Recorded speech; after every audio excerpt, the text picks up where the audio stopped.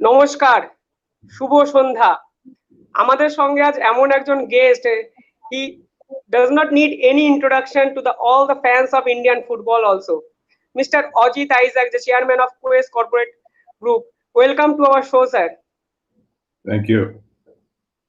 Sir, finally you gave the NOC and sporting rights to East Bengal club. What is your feelings now? Well, it's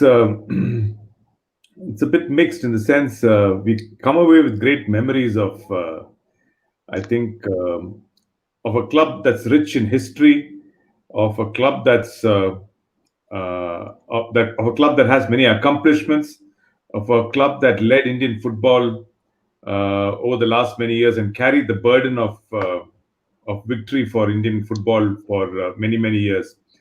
But I think we had a great opportunity to, I think, make a difference in the way the club would have performed and to have developed it to another level.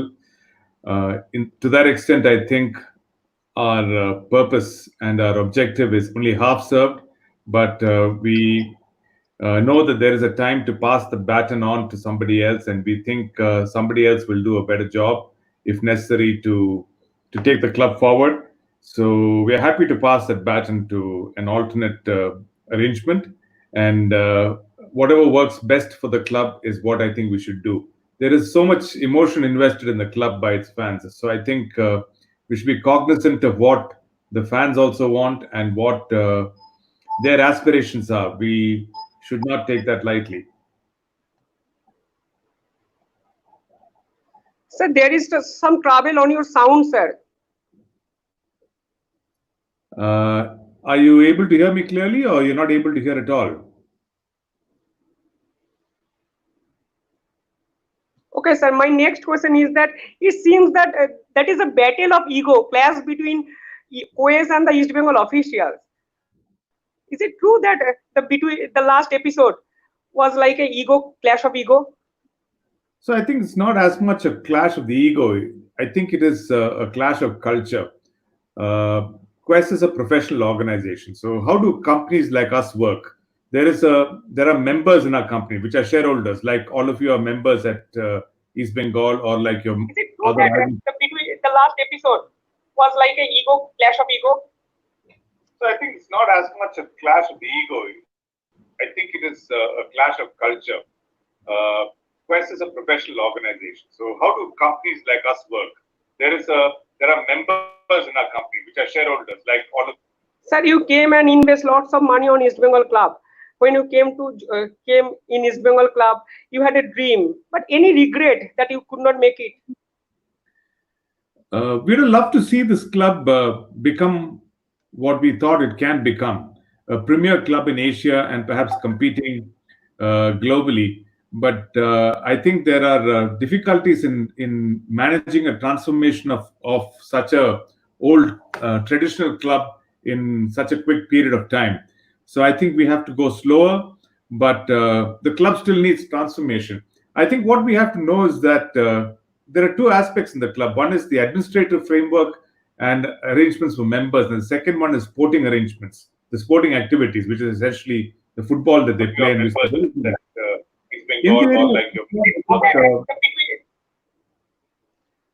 in the area of football, support. Okay. Yeah, go ahead. In the area of football, I think we should give the sporting professionals the freedom to do what they need, and we should not interfere, because the moment we sit in judgment about what they do on a daily basis and don't give them a long rope, and we take short-term decisions, we are bound to end up season to season at the bottom of the table. We should give them a long rope, like what we did in the first season with us at Quest. Alejandro had a bad start. He first 3-4 matches, first 5-6 matches were not the best of results. Then I met him in Bangalore. I had a word with him. I met with the captain of the team, called 3-4 other key players as well. We spent half a day together. We brainstormed about what is to be done. We gave them the confidence that we're backing them. And then they went back and they won the next 5-6 matches on the trot to get back to the leaderboard. So I think sports people, the more they're confident about themselves and the about the resources they have, about the fact that supporters are backing them, they will give extra on the field. The moment you put them under a microscope and then try and find faults with everything that they do, they won't give their best on the field. So they will not take risks. They will not expend themselves physically and put them to the full test. So I think we have to be very careful in trying to sit in judgment about them and try and pick faults in everything that they do. That will kill their spirit and their enterprise. Sometimes that's what happened in the second season at East Bengal. That is something that should not happen again. Sir, East Bengal supporter wanted to play in ISL. You promised that East Bengal will play in ISL when you came to East Bengal club. Within 3 years, they should play in ISL. But that do you feel that it is a failure of Quest management that they can't make it into ISL? A club like East Bengal this year. So, to play at the ISL does not need only an NOC from Quest or a checkbook. I think your club it has to have infrastructure. It has to have investments. It's not enough to have a 100-year legacy in football. I think you should be contemporary in the way you approach the game, the type of training methods you've got, the training grounds you've got. One of the compulsions we had initially was from the club officials to say that we got to train at the old ground. The old ground, the coach and the players were aghast to train there because it is very injury prone and you have to train in a modern setting. So so you have to make those changes. Sir, One. Second is that you also need an administrative setup that helps in terms of transportation, training methods, player needs, etc. And we set up all that in the second year. So I think this year we would have been in the right place to do something of that type. But let's see if they get a chance to play in the ISL. Some of the investments are already made, and that should then show up in terms of ability that will get them through it. sir, you gave free hand to Alessandro. But when Alessandro left East Bengal club, he clearly stated that he wanted to do pre-season this year in Spain, but Quest did not allow him. So, what is your view on that? So that is, in a working establishment, I think there'll be one or two decisions that will go either way. It's not that all decisions, all aspects of your wish list will get done the way it is. We had a sporting director there who was the CEO of the club, Sanjit. Then Sanjit analyzed the situation and told us that such a heavy expenditure into going to Spain would have been unnecessary at that stage. Last year we went to Malaysia and trained. We could repeat the same thing, or we could train somewhere else in India, which was arranged by Sanjit. To only train in Spain is not such a compulsion. That's not the only country that has training ability. So I think that was a difference of opinion, but that alone is not the key issue. I think the main issue with the team was that there was no continuity in players. If you notice, we had 3 or 4 crucial changes. We had Enrique, who was not there in the second year. We had Jovi Justin, who was not there, two of the main goal scorers for the team. Then we had some of the midfielders who were not there. We had a new goalkeeper, and Borja he was also, in a sense, only for part of the season. He had personal commitments due to some family contingencies. So the whole mix of the team was changed, and for him to deliver with a whole new set like that was I think a bit difficult, and they could not make the adjustments to crank up to peak performance. So to only look at one preseason training camp would not have been the right approach. I think there was other aspects of football that also needed to be considered. But sir, when you did the first season in Malaysia, there are lots of expectation that Quest will take care of this Alessandro issue, that he wanted to go Spain. So it's a matter of expectation, sir. Supporters want that from Quest. So I mean, if there are a million people in the supporter base, it's likely that you'll have at least 500,000 wish list. That cannot be complied with. You have to have a professional setup where there is a board, there's an executive team that decides such certain matters. There's a return on equity that is expected to the expenditure that's going. in. So there are professionals who will decide such matters. And I think it should be left to them. So that's also another aspect of the club in the future. Once you hire a professional team, I think you should leave decision making to them, give suggestions where necessary, but accept the results as it comes from any other European club.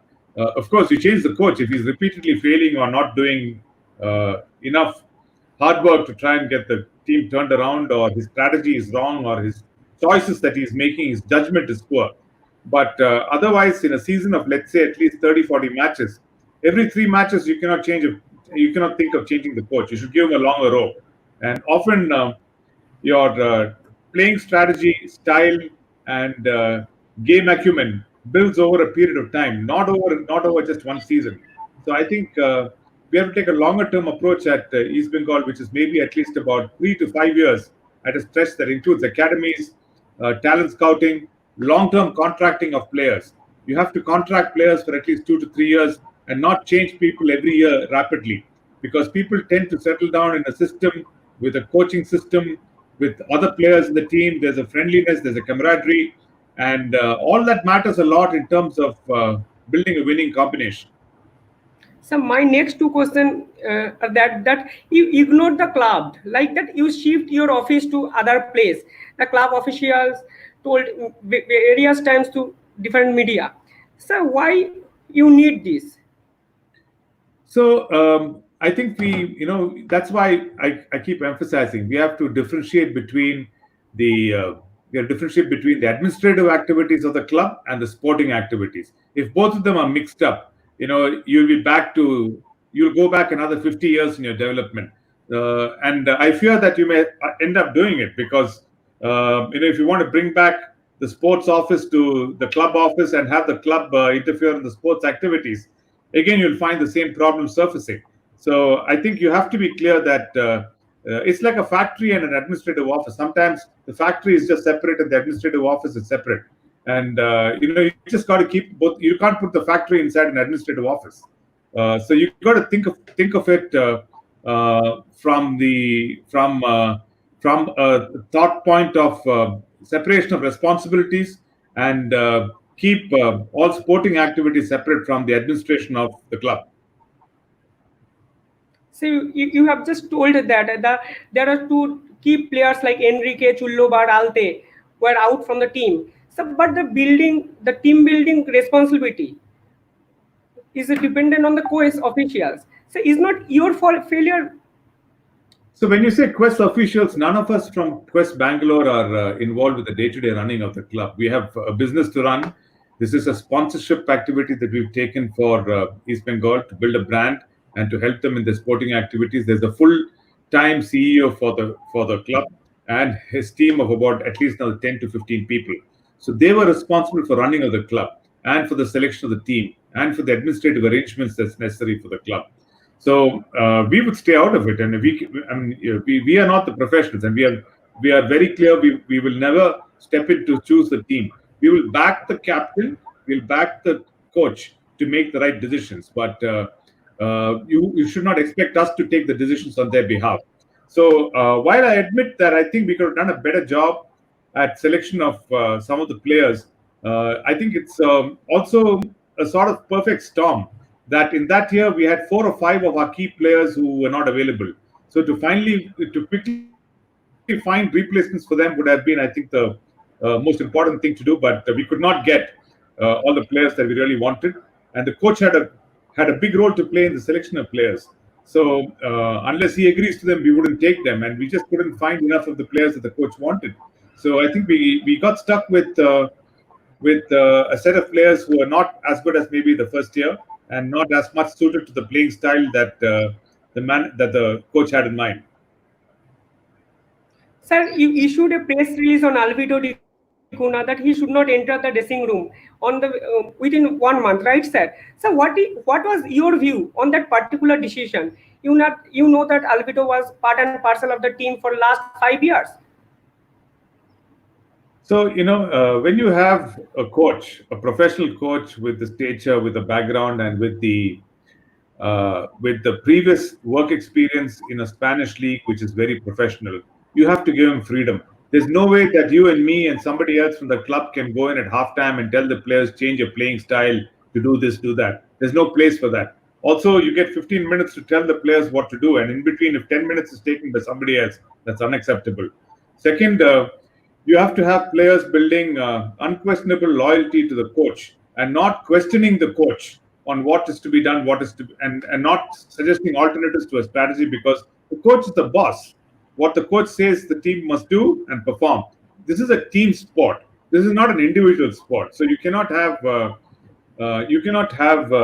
individual players, playing to an individual strategy. And our fear was that with the influence of some of these officials that you named, the strategy can change. Uh, there will be some mishaps on the field, and we will end up missing scoring opportunities because we are not coordinated and therefore losing matches. So we just wanted to ensure that there is only a single point of command, as it is in an army, in an organization, in a hospital, or in a football club. There should be only one guy in charge. If there are 10 guys in charge, it's not going to work. So, it's key that we keep non-footballing officers outside the club rooms. So it is a centenary year of East Bengal club, right, sir? But coach did not want to play in Durand Cup, CFL with the first team. So how you rate that decision as a East Bengal supporter? If I want to ask this question. Yeah, so as investors, we are in fact looking to see maximum visibility to the brand and to see the club participating as many tournaments as possible.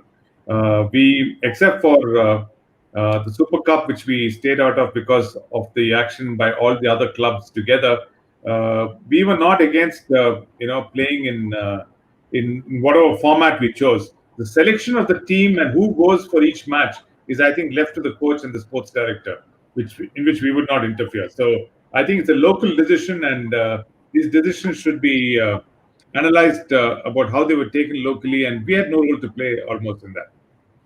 So if I want to do the specific reason when actually the collision with the coach and official were begin.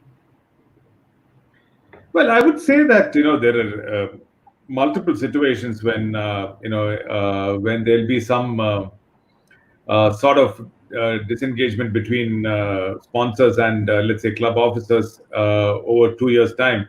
But I think now's the time to look forward, Shibam. I don't think now is the time to look back because I think the club is going to get a new sponsor. I think we should try and present our best foot forward. We should tell them what we can achieve with the club and tell them of the changes that we will make to ensure that footballing glory is restored to the club and support them in the process. If we keep looking back in our rearview mirror and driving, most probably we will end up having an accident. I think it's time to look forward. So have you enjoyed the Kolkata derby? You were at the Salt Lake Stadium. What was your feelings? Well, the Calcutta Derby is, I think, among the five best football matches in the world. The atmosphere is electric. The intensity of support is fantastic. And to see such a polarized set of supporters on either side cheering hard and the teams giving 120% in a match makes a terrific combination. We were fortunate that in both the matches there, our club did well, especially the first one in which we won by a handsome margin, and the sheer spirit and the sheer emotion of East Bengal supporters, I think, can just carry a team's performance. That is the fantastic thing about this club, that just the lung power and the emotion that they carry can lift a team's performance, and I hope it stays that way all along. So you stated that East Bengal, the supporter of East Bengal club is like the Liverpool fans, like right, sir. So what is your take on the particular of the supporters? You attend every away match, more than lots of match actually. So what is your feelings, sir, when the supporters cheering on your name? So, first of all, I think the East Bengal club supporters are the most loyal supporters I've seen. Even I was in a match when we lost very narrowly, and there was a complete feeling of dejection inside the team. There was, and I went to their, to their club room to speak to the players after the match to encourage them not to feel too bad. The team itself was so upset with themselves for not being able to win that match, and they were feeling that they lost something for the support. I mean, you could see how much they felt for the supporters. But when they came out of the room and then they went outside the stadium, you should have seen how the supporters were still encouraging the team and lifting their spirits. And that's, I think, what makes absolutely special club, because football is a community sport, and something like East Bengal is a collective representation of the spirit of the community, of its aspirations and its progress. And sporting success tends to lift the spirit of the community. And sometimes when it fails, to see the community come back to the team to lift it is terrific. And the other way is also possible. Sometimes when the community needs the support, the sporting success of the club will come and lift it. Heroes are created. Heroes are necessary in every society because they are role models, and they create a lot of enthusiasm, motivation, and aspiration in people that they're interacting with, and sport helps to create that. So that's where I think it's a very interactive thing between supporters and sporting players. I personally, I'm fortunate to be part of this process. Never did I believe that a club 1,500 miles away I'd get engaged with, and I've seen the club play many years back, and I've always enjoyed the quality of their football. And to have over 2 years to participate in some of its progress, I think is a fortunate exercise. And I know that this club will do well. I'll be supporting it from the outside as much as I can. So the next question is the fourth major act, right? So lots of controversy that Quest uh, implement this particular act. Player like Johnny Acosta also accused Quest. So do you think that it is affected for the brand value of East Bengal club? So all these players had an opportunity to complete the contracting process as we suggested, and to go back when the flights were available, but they stayed back for their own reasons. Not little known to us as to why they stayed back, and we had little or no choice but then to enforce force majeure. You can see the pandemic and the COVID-19 situation now. We have no idea when it's going to finish. There's nobody in the world who can tell us that this is the outcome of COVID-19. And in such a situation, to continue contracting arrangements in normal environment is, I think, impossible. A force majeure opportunity was actually given by many federations in the world, and across the world, many clubs utilized it. I don't think we were isolated in our use. It's a normal thing to do. It's affecting not just sport; it's affecting many business situations worldwide. Rentals are not being paid for hotel properties. Um, Offices are getting vacated. Moratoriums are there on loans. Salaries are being held up. Furloughs are there in employment. So I think it's a natural thing to have some exceptional contracting But arrangements come but into. the thing is, but the thing is, there's two or three players went to FIFA. Now the clubs are suffering. So what is your take on that particular point? Well, if two or three players went to FIFA, then the law will take its own course in that. Whatever should be done will be done. But we had no choice other than to cap our financial liabilities at a certain point, because it's not good for the club to carry open-ended liabilities on this. So we did it in the interest of the club. So the brand, in fact, would have suffered if we did not do it, and we suffered liabilities, and those liabilities would have been far too heavy for the club to absorb. And then somebody would have accused us of the fact that we did not act in good time to limit the liability. So the better option was rather to enforce force majeure than continuing these contracts and incurring further liabilities into the future. So East Bengal finished second in the first year of Quest era. So what do you think, sir? What was the problem in the second year that they fight almost relegation? So I think there were two issues. One was that the team composition changed a lot in between first year and second year. Uh, Many of the goal scoring players were out, and we had newer players in, and they were not effective replacements for the first bunch of players we had. The second is, I think, the level of interference from club officers increased dramatically in the second year. And the coach had a word with me and told me that he had also written to me saying that this is something that is difficult for him to manage, and he wanted to move on. So he moved on, but we wanted a smooth exit, so we didn't want to upset the rhythm of the club. So we didn't bring any of these out in the public. But the combination of, let's say, a subpar team composition and the inability to give a free hand to the coach, all of this contributed, I think, to the performance level. So it was the centenary of year of East Bengal club, right, sir? Sir, did you ever feel that Quest should take more responsibility? So that's where I think the separation of activities is important. The centenary celebrations, we were not part of. We were not involved with any of the activities in that.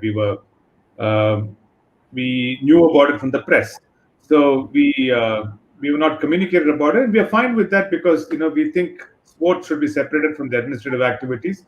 But we would have just as from a spirit of participation, we would have liked to just say, hello to everybody as there at the centenary celebrations. But we wish the club another centenary coming up. We wish another 100 years for them. But I think it's the right thing to keep sports separated from its administrative activities. So I think sports should not get involved with its administration, and administration should not get involved with the sports. That's the way I think you should see it. So why that NOC and sporting rights issue take so many time, long time? Well, we were public with our intention to move on from May onwards. So I think anybody who met us, we were telling them that we're moving on. And there was no doubt that we are moving on. Then there was a cyclone, and then there was, I think, some difficulty at the club end to conclude the documentation. I suspect they are also waiting for some sort of sponsor arrangements to fall in place, and that's why this took that much time. We were ready from May to sign and move on, so that they were so that the club can find its alternative arrangements and ensure that they were ready for the next season. But it took its time, so we are happy that it got done even in July. So there was a clause on agreement that East Bengal should have to play an ISL within 3 years. But in the last year, Quest left East Bengal. So what is your feeling on that particular point? If Quest will continue, will they play in ISL? We didn't find that there was a clear path to ISL because we had discussed with AIFF and FSDL. They had indicated to us that they would be open, but there would be a tender system. We'll have to participate in that. It was not There was no clarity that we would actually play in the ISL, and also the state the state of the I League itself was being questioned in the sense who would participate, who would represent India in the AFC, and also the whether it will continue as a Premier League of India or not. So all of those things contributed to the uncertainty about participation in ISL, and about also the uncertainty about the status of the I League itself contributed to the decision making, along with our inability to make some of the changes that we'd love to make at the club. So what was your state of mind when you tie up with the Mohun Bagan in the last year? But and now you see that they merged with ATK and they will play ISL, and East Bengal is in big certainty. So I want to set the record straight on that. We never tied up with. There was no merger with Mohun Bagan. We were a bunch of about 7 or 8 I League aggrieved clubs of I League who came together to represent to the AIFF on what should be our status and how one or two clubs from the I League can go and play in the ISL. So we were part of, let's say, 6 or 7 clubs. It was incidental that the other club that you mentioned was also part of this group, but it was, and it's also incidental that two of us, Mohun Bagan and East Bengal, were the oldest of the 7 or 8 clubs, and therefore took some leadership positions to state our points and to represent to the federation. Otherwise, I think it was not that we combined with them in any way. We haven't been in touch ever since those days. So it's wrong to say that we merged with them or took a position that was was, in a sense, we were acting in concert. It was just that we were seven clubs and we were all acting together in concert. Sir, Quest East Bengal FC versus President 11. Was it good? Bad. Then, sir, the situation That raised by that yeah, that President's 11 should have never happened. There's no reason why that should have happened. I think these are the things that will disrupt relationships between a sponsor and the club. I think those kind of things is why you also find that we are in the situation we are today. So it's important that you give sporting activities the freedom that they need to take these decisions. youth development activity. Quest sir did not invest in youth development activity for last 2 years. There's a huge accusation. So that's a terrific question about youth development. I think that is a long-term decision. One of the things that we had on our plan was after the first year we stabilized operations. In the second year we wanted to invest into development academies across India, put a proper talent scouting mechanism, and it is with that reason we in fact tied up a long term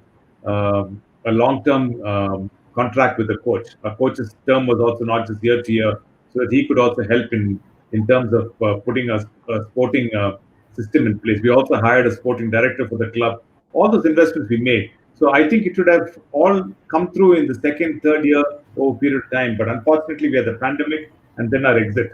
So you're right in asking the question, what was our approach to it? But I think it's a more longer term thing. It's not something that you can do in 1 month or 2-3 weeks. But we had begun to make the investments into all of those things. Sir, if Quest invest on the East Bengal ground to modify this, then they can't go, they could not go to Kollani or Salt Lake Stadium. Why they didn't do so?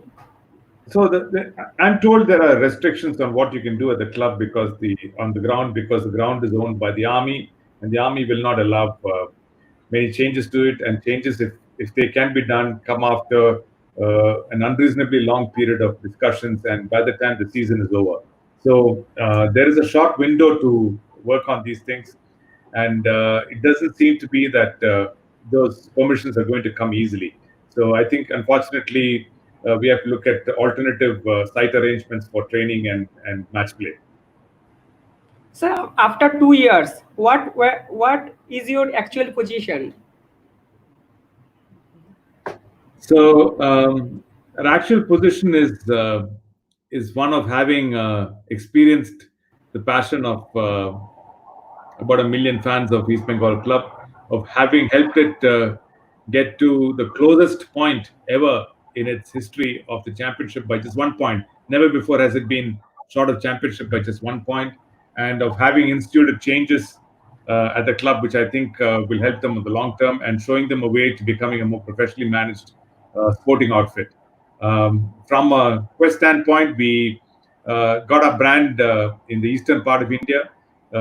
We think that we are more well known in that part of India now than we were in the past. When we have a more retail oriented business or a consumer driven business, this brand play will come into effect.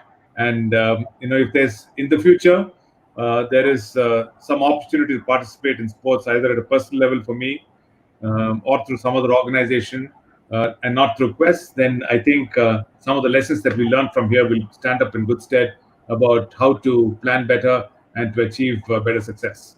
So that's where we are. Say another Bengali Prasun Mukherjee is going to invest on East Bengal. So what is your suggestion to him? Well, I think getting somebody from that part of the world is a nice idea because he understands the psyche, he understands the culture, he understands the tradition, and I'm sure he will enjoy the process a lot of participating with the fans in building this club. Should he decide to take the decision, but my only advice would be to keep sporting activities separate and not interfere in that. The moment you start interfering, I think you'll again start going back, the whole circle all over again. So it's better to stay out of sports and take care of the administrative arrangements of the club. So what is your suggestion to the East Bengal officials if they're going this type of things? It's the same suggestion I've given over the last 2 years that sports is a highly specialized area today. What you know about sports today is not what sports needs. Sports is an area where you study in universities, you get PhDs for it.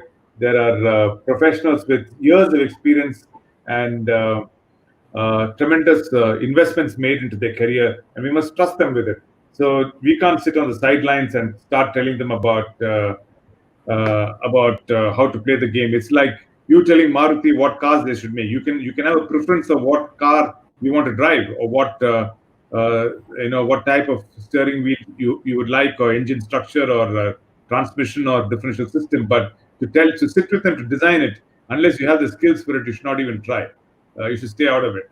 And that's the advice that I'll give to the club officers, that they can have an opinion, but don't push it too far in terms of interfering with the club's activity in the sporting activities. You must give them a free hand.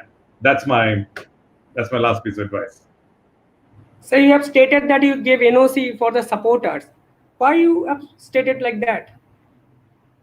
Because very early we took a decision that we will not inflict any pain on the supporters at all. They are here to watch the game. They're here to enjoy it together. There is a spirit of camaraderie and community that's there, and some of our administrative decisions should not impair that. And we want them to come back to the pitch and watch the game and cheer for their club, and all this is necessary for society. So we've done this to ensure that this continuity is there. We are not responsible for holding it up. Since May, we've been telling the club officers take it back, and we were clear the fact that we want to move on.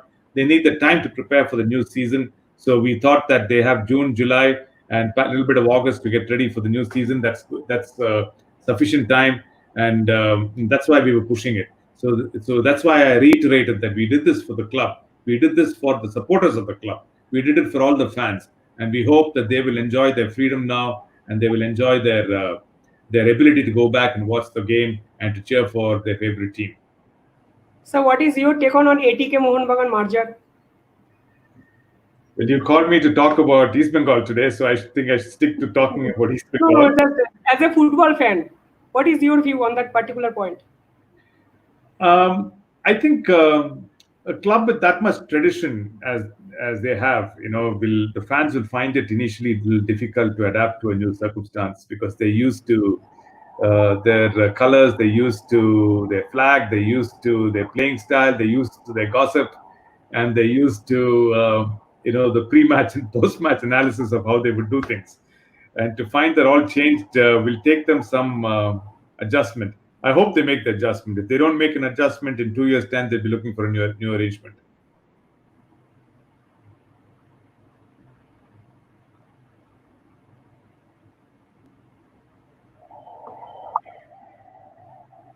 So do you have any plan to invest football again? Not immediately. Sometime maybe later on, if there is an opportunity that suits me in my personal capacity, I'll look at that, Shiva. I must say, I enjoyed talking to you today. And my last question is that what is your message for the fans? I think the fans should not change their approach. They should continue to be as vociferous, as spirited in their support of their players, and they must expect the team to win every time they go out, no doubt about it. And their spirit is what lifts the team. They should also support the changes that will take place in giving freedom to the coaches if they have to succeed. So with that adjustment that they will make, and the combination of their old support, I think this club will continue to progress and become India's number one. So would you like to come Kolkata again and see another Kolkata derby? I would love to. I would love to wear red and gold T-shirt and sit and watch the match again. And it's one of the best sporting experiences that anyone can have. And I would cherish that to do it all over again. Thank you, sir. Thank you for your time. আপনারা এতক্ষণ দেখলেন ইস্টমোহন নিউজের live. Mister Ajit Isaac জানালেন অনেক কিছুই। এরকম জানতে দেখুন ইস্টমোহন নিউজ। সঙ্গে থাকুন, পাশে থাকুন। কলকাতা ময়দানের সমস্ত খবর আমরাই পৌঁছে দেবো সবার আগে। Thank you.